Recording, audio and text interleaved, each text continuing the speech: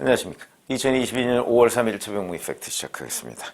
한동훈 법무부 장관 후보자에 대한 청문회, 원래 5월 4일, 내일이죠. 내일로 예정이 돼 있었는데 갑자기 취소가 됐습니다. 자, 오늘 국회 법사위원회가 전체 회의를 열어서 한동훈 후보자에 대한 청문회를 취소한다, 이렇게 발표를 했고요. 그러면서 여야 간사 간 협의를 거쳐서 다음 주쯤에 여는 것으로 일정을 조정한다, 이렇게 발표를 했습니다. 다음 주쯤이라 하면 결국 5월 9일부터 시작하는 게 다음 주인데 9일 날이 문재인 대통령 임기 끝나는 날이고요. 10일 날은 윤석열 대통령 취임식 날입니다. 그러니까 다음 주쯤이라고 한다면 글쎄요, 문재인 대통령 임기 끝나는 날 한동훈 법무부 장관 후보자 그 청문회를 할 수는 없을 거고, 아마 윤석열 대통령 취임식 끝나고 나서 그 주에 잡으려고 하나, 아니면 다른 목적이 있나, 이런 생각을 하게 되는데, 이제 비례대표인 이수진 민주당 원내대변인이 이렇게 얘기했습니다. 한 후보자에 대한 제대로 된 검증 자료와 내용이 상당히 부실하다. 그러면서 청문회 또 증인 채택도 합의가 안 됐다. 이런 얘기입니다. 그래서 이제 증인 채택이 합의가 안 됐고 자료 제출이 부실하다. 이걸 이유로 청문회를 연기한다. 이렇게 돼 있는데, 당초에 한동훈 법무장관 후보자에 대한 청문회 날짜도 계속 안 잡고 미루다가 이번에는 또 잡힌 날짜도 연기한 겁니다. 자, 그러면 정말 민주당이 얘기하듯이 증인 채택이 합의가 안 됐고 그 다음에 자료 제출이 부실하다, 이것 때문에 연기한 거냐, 아니면 다른 이유가 있느냐. 왜 그러냐? 자료 제출 부실은요, 늘 그 청문위원들이 지적하는 사항입니다. 그거는 민주당이 과거에 여당 때, 문재인 정부 때, 이때도 야당인 국민의힘이 늘 지적하던 내용이고요. 자료 제출 가지고서 만족한다, 이런 적이 단 한 번도 없습니다. 인사청문회 도입된 이후에. 그러니까 이건 상투적인 그냥 비판이고요. 그 다음에 증인채택 미합의, 대개의 경우 잘 아시지만 증인채택을 여야가 합의가 안 되면 그냥 증인 없는 상태에서 하게 됩니다. 그건 지금까지 청문회가 다 그랬는데요. 근데 똑같은 이유를 가지고 왜 굳이 그럼 다른 사람, 아니 그러면 한덕수 후보자, 지금 청문회 오늘 이제 끝났습니다. 근데 한덕수 후보자는 그러면 자료 제출 제대로 했습니까? 근데 왜 그러면 자료 제출을 똑같이 부실하게 했는데 한덕수는 청문회를 하고 한동훈은 안 하느냐? 그런 게 이제 궁금해지는 대목이죠. 그러면 결국은 한동훈 후보자의 그 청문회를 연기한 또는 취소한, 여기에 뭔가 사연이 있을 것이다. 자, 우선 지금까지 이겁니다. 한동훈 후보자에 대해서 민주당이 제기한 의혹들, 그거 간단히 짚어보겠습니다. 채널A 이동재 전 기자하고 공모해서 구치소에 수감되어 있는 사람을 협박해서 유시민 전 노무현재단 이사장의 비위를 캐내려 했다는 의혹, 이게 바로 검언유착 의혹입니다. 이에 대해서 잘 아시다시피 대선이 끝난 뒤에 서울중앙지검에서 무혐의 처분을 했습니다. 아무리 수사를 해도 한동훈 후보자의 연루 혐의를 밝힐 수가 없다. 그거는 없으니까, 연루 혐의 자체가 없는데 그걸 어떻게 찾아냅니까? 저는 그렇게 보고 있는 거죠. 왜 그러냐면 유일한 연루 혐의라고 그동안 서울중앙지검이 주장해왔던 바가 이동재 전 채널A 기자와 한동훈 부산고검 당시에 차장검사였죠. 그 대화 내용이었습니다. 그 대화 내용은 근데 녹취록이 다 공개가 됐습니다. 거기에서 한동훈 후보자의 혐의점을 찾을 수가 없었습니다. 그리고 그 다음에 이동재 전 기자가 그 이철 전 밸류인베스트먼트 코리아 대표, 이 사람한테 구치소에 있을 때 이리저리 이제 변호인을 통해서 협박을 했다, 이런저런 얘기들이 있죠. 그거는 이동재 전 기자의 행동입니다. 그런데 이동재 전 기자도 그런 행동에 무리한 점이 물론 있었죠. 심지어는 자기가 그 음성을 조작을 해서 얘기를 한다든가 이런 것들이 있었죠. 그러나 그거는 이동재 전 기자의 문제입니다.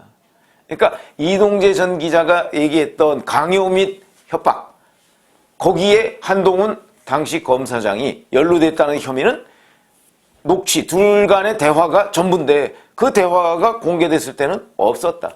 그래서 무혐의 처분이 된 거다. 그런데 여전히 자, 이 문제와 관련해서 뭐 이게 석연치 않습니다. 뭘 석연치 않습니까? 그게 바로 이성윤 서울중앙지검장 그리고 이정수 현 중앙지검장 이 사람들이 지휘했던 바로 그 수사팀에서 무혐의 처분을 한 겁니다. 그렇다면 이 수사가 부실하게 이루어졌다? 이렇게 얘기할 수도 없는 거거든요. 근데 여전히 그 얘기를 또 끄집어내고 있습니다. 왜? 다른 게 없으니까. 저는 그렇게 보고요. 자, 그 다음에 또 재탕3탕이 있습니다. 바로 그 과정에서 윤석열 당시 검찰총장이 추미애 법무부 장관의 지시를 무시하고 전문수사자문단을 소집했다. 이것도 결국 윤석열 당시 검찰총장의 한동훈 검사장 감싸기 아니냐. 자, 근데 이것도 이미 추미애 당시 법무부 장관이 뭐 감찰을 하도록 했고 뭐 이런저런 이유로 이것도 별 혐의점이 없다. 이렇게 이미 판정이 이것도 끝난 겁니다. 근데 이걸 가지고 민주당에서 또다시 재탕, 삼탕으로 지금 우려먹고 있기 때문에 별로 효과가 없는 거죠. 그러니까 반향도 없습니다. 또 하나, 이것도 역시 검언유착 의혹과 관련해서 수사를 받으면서 휴대전화를 제출하지 않았다. 보통 사람은 방어권의 일환으로서 충분히 그럴 수 있지만 법을 다루는 법무장관으로서 직업윤리에 맞느냐 어쩌고 이렇게 따지고 있습니다. 글쎄요. 저보고 얘기하라면 아니 우선 수사를 받은 것 자체가 잘못입니다. 왜? 근거가 없으니까. 검언유착에 연루된 혐의가 없는데 뭘 수사하겠다는 겁니까 도대체? 혐의 자체가 없는데. 뭐 의심스러운 게 있어야 수사를 하는 거 아닌가요? 그런 점에서 본다면 휴대전화 미제출 그 이전에 이미 혐의점이 없는 사람을 생사람을 잡으려고 했던 사람들이 직권남용이다. 그거부터 수사해야 된다. 그래서 검언유착이 아니고 권언유착이다. 이런 주장을 여러 번 제가 한 적이 있었는데 이거 아무리 휴대전화 미제출 이거 과거에요. 이재명 사인고문도 검찰에서 수사받을 때 휴대전화 제출하지 않았습니다. 그랬을 때 뭐 누가 문제제기한 적이 있습니까? 그거와 마찬가지로 이것도 또 재탕3탕입니다. 이건 뭐 나왔던 얘기입니다. 계속. 또 위장전입 문제가 있습니다. 한동훈 후보자의 배우자 뭐 진아무개 씨인가요? 이 사람이 2007년 강남구 삼성동에 있는 산부 아파트에서 경기도 구리시 인창동 주공아파트로 혼자 수소실을 옮겼다가 다시 한 달 뒤에 돌아왔다. 이건데 이게 뭐 외제차를 구매하면서 국공채를 매입하게 되지 않습니까? 그걸 뭐 좀 싸게 하려고 그랬다. 뭐 이런 얘기인데 글쎄 이 부분은 뭐 그 한동훈 후보자가 제대로 챙겨보지 못했다 얘기하면서 본인의 불찰 그걸 인정을 했습니다. 그 다음에 서초구 아파트에 있는 전세보증금 이거를 약 43% 올렸다. 43%포인트면 대략 5억 3천만 원 정도 올려받았다. 이것도 뭐 의혹으로 제기된 바가 있는데 이거는요 거기에 원래 살던 사람이 나 이제 더 이상 임차 안 하고 나가겠습니다 라고 나가기로 다 했다고 합니다. 그러니까 이제 그 사람이 아닌 다른 사람한테 이제 전세금을 올려서 내놓은 거지요. 내놨는데 이 사람이 마음을 바꿔가지고 뭐 도저히 뭐가 상황이 좀 안 돼서 제가 다시 들어오겠습니다 라고 했을 때는 이미 기한이 넘어서 이 사람이 그러니까 재계약 청구할 수 있는 기한이 넘어서 그러면 올려놓은 가격 그 가격대로 오겠습니다 라고 해서 이렇게 5억 3천만 원을 올려받을 수 있었다는 게 이미 해명이 됐고 그때 이 임차인 본인이 스스로 자기가 이만저만해서 이렇게 됐다 인정 다 했습니다. 그러면 무슨 이게 의혹이 됩니까? 의혹이 안 되는 거죠. 그러면서 그 임차인 얘기는 오히려 한동훈 후보자한테 고맙다.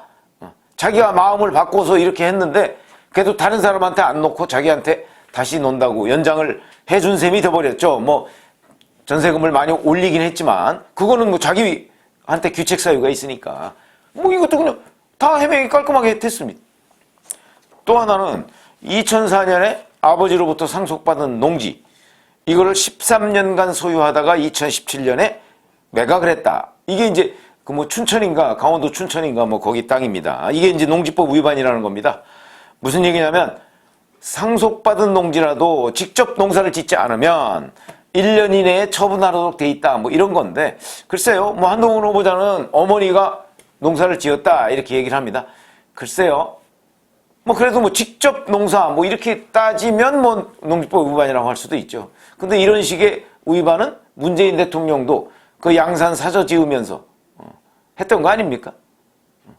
그리고 설령 이거는 농지법 위반이 맞다고 할지라도 그게 법무장, 이거는 어찌 보면 뭐 법을 몰라서 이랬다기보다는 상속받은 농지니까 그냥 놔두고 있었던 것 아니냐라는 관점에서 저는 뭐 그렇게 충분히 넘어갈 수 있는 상황이라고 봅니다.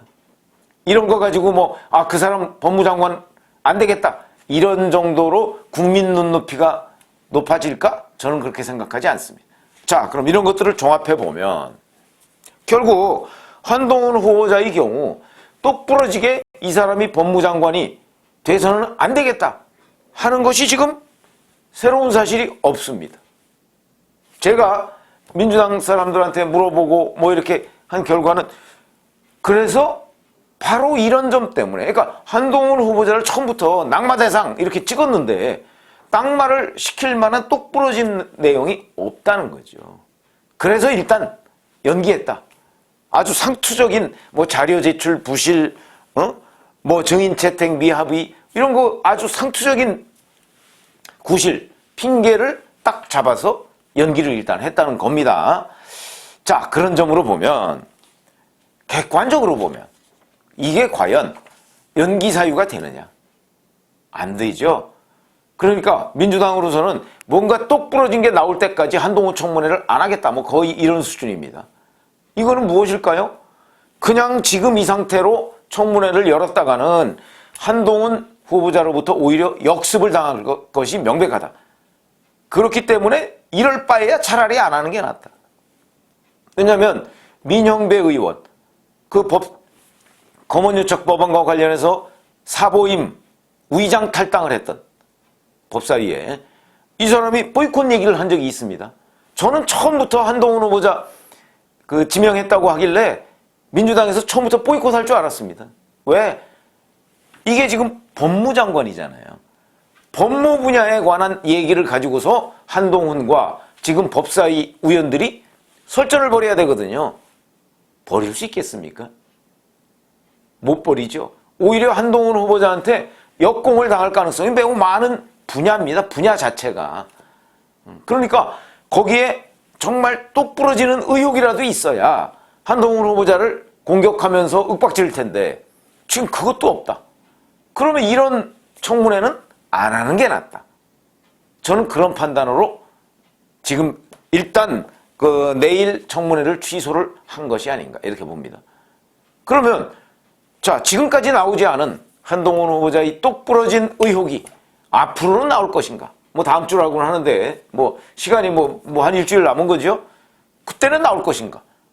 글쎄요. 제가 보기에는 뭐 그때도 안 나올 가능성이 매우 높다. 이렇게 본다면 결국 한동훈 후보자에 대한 청문회는 청문회 자체를 안 하는 걸로 넘어가려고 지금 민주당이 꾀를 부리고 있는 것 아닌가. 속내는 한동훈 후보자 청문회 열어봤자 민주당한테 도움될 게 아무것도 없다. 그러니까 뭐 똑부러진 의혹이 나오면 청문회를 열고 그렇지 않으면 그냥 뭉개는 쪽으로 가자. 아마 이렇게 방침을 정한 것이 아닌가. 그건 함께 한번 보기로 하시죠. 만약에 한동훈 후보자에 대한 청문회를 계속 안 한다. 이렇게 되면 어떻게 되느냐. 우선 청문보고서를 국회에 제출한 이후에 20일 내에 원래는 하도록 되어 있습니다. 그런데 여야가 합의하면 20일 넘어도 됩니다. 합의하면. 근데 합의가 안 된 상태에서 20일이 그냥 지나버렸다. 그렇게 되면 대통령은 국회에다가 10일 이내의 시간을 주어서 자, 인사청문 보고서를 빨리 제출하세요 라고 얘기하고 그 10일 이내의 기간, 그러니까 그게 5일이 될 수도 있고 뭐 9일이 될 수도 있습니다. 그 기간을 지나면 그냥 임명할 수가 있습니다. 인사청문회법에 보면. 결국 한동훈 법무장관 후보자는 아마 그런 민주당으로서는 그런 식으로 그냥 일방적으로 윤석열 대통령이 해버리는 거 차라리 이게 낫다. 지방선거를 앞두고 아마도 그렇게 생각하는 것 아닌가. 그래서 조금 더 며칠 좀 지켜봐야 되겠습니다만은 지금 한동훈 후보자에 대한 청문회, 내일로 예정됐던 청문회를 오늘 갑자기 취소하는 것, 이걸 보고 민주당 주변을 이렇게 좀 점검을 해보면 결국 한동훈 후보자에 대한 청문회는 민주당이 안 하려고 하는 것. 저는 그런 쪽에 더 무게중심이 있는 것 아닌가. 한번 며칠 정도 조금 더 민주당의 태도, 한동훈 후보자에 관한 태도, 요걸 한번 지켜보시죠.